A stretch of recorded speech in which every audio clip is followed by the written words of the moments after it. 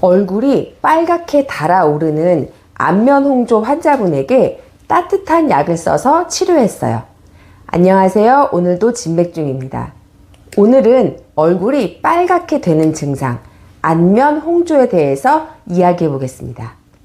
술도 안 마셨는데 얼굴이 빨개서 사람들이 자꾸 술 마셨냐고 물어봐서 곤란해요. 더운 날씨도 아닌데 저 혼자 얼굴이 빨갛게 달아올라서 창피해요. 안면홍조가 있으신 분들이 하시는 말씀입니다. 이렇게 얼굴만 유독 빨갛게 달아오르는 이유는 뭘까요? 안면홍조는 얼굴 피부에 모세혈관이 확장되어서 생기는 증상인데요. 얼굴의 모세혈관이 왜 확장이 되었는지 그 근본 원인을 찾아서 해결해줘야 근본 치료가 됩니다.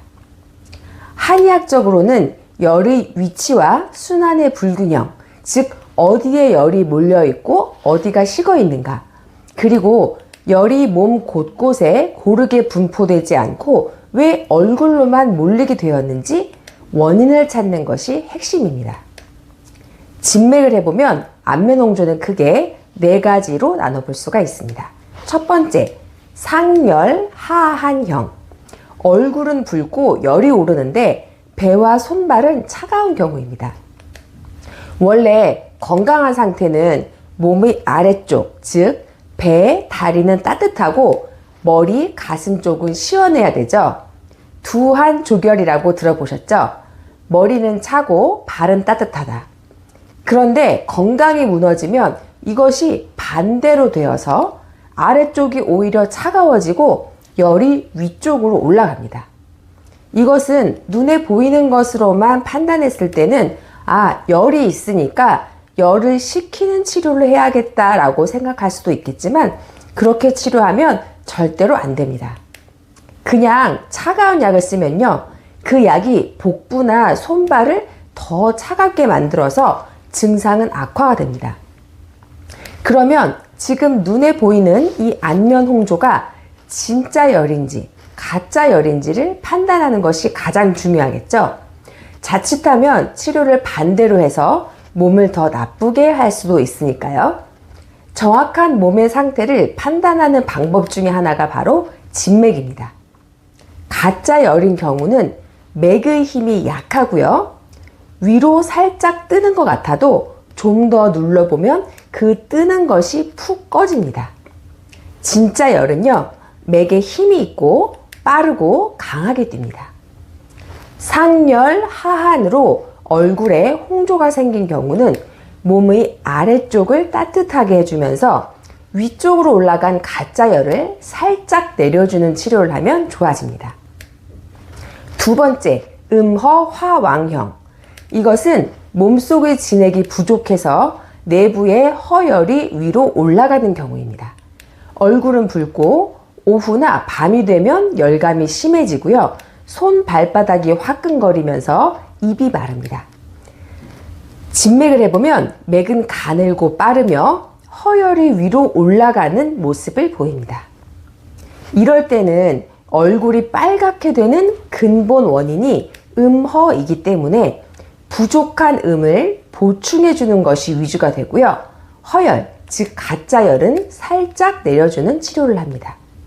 그냥 차가운 약을 쓰면 안 되고 반드시 음혈을 보충해 주는 약을 위주로 써야 합니다.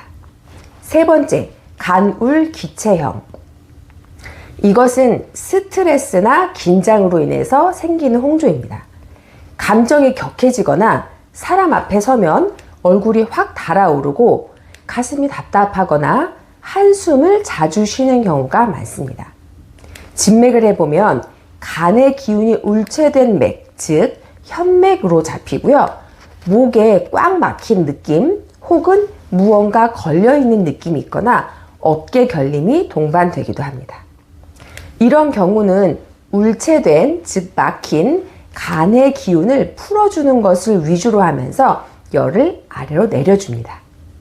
간울기체는 기운이 막혀서 열이 한쪽으로 몰려서 홍조가 나타나는 것이기 때문에 막힌 것만 풀어줘도 몰려있던 열이 내려가면서 좋아집니다. 네 번째, 비위습열형. 이것은 기름진 음식이나 잦은 야식을 드시는 분들 혹은 음주를 자주 하시는 분들에게 많습니다.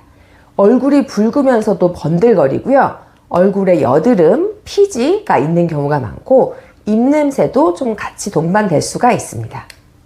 맥은 활하고요. 혀를 보면 두껍고 누런 설태가 보입니다. 이럴 때에는 비위에 쌓여있는 습열, 즉 찌꺼기가 순환을 막고 있어서 그것 때문에 열의 순환이 안 되는 상태이기 때문에 습열을 청소해 주어야 합니다. 그리고 환자분의 식생활 습관 교정이 중요합니다. 자, 이렇게 같은 안면홍조라고 하더라도 발생 원인이 다 다르기 때문에 진맥과 진찰을 통해서 구분을 해서 치료합니다. 안면홍조가 있으신 환자분들의 생활수칙을 볼까요? 술이라든지 매운 음식은 혈관 확장을 유발해서 홍조를 악화시킵니다. 그리고 차가운 음식은 아래쪽을 더 차갑게 만들어서 홍조를 악화시킬 수가 있습니다. 규칙적인 건강한 식사, 그리고 충분한 수면도 열순환 균형 회복에 도움이 됩니다. 이제 한 환자분의 사례를 들어볼게요. 오래된 안면 홍조로 오셨어요. 한눈에 보기에도 얼굴이 뺨, 턱, 그리고 이마에 홍조가 있었습니다. 제가 얼굴에 손을 대어 보니까 실제로 열감도 있고요. 그런데 진맥을 해보니까 맥이 엄청 가늘고 약합니다. 맥이 상하에서는 거의 안 잡히고 가운데에서만 겨우 잡혔어요. 환자분의 손발을 만져보니까 아주 차갑습니다. 바로 전형적인 상열 하한입니다.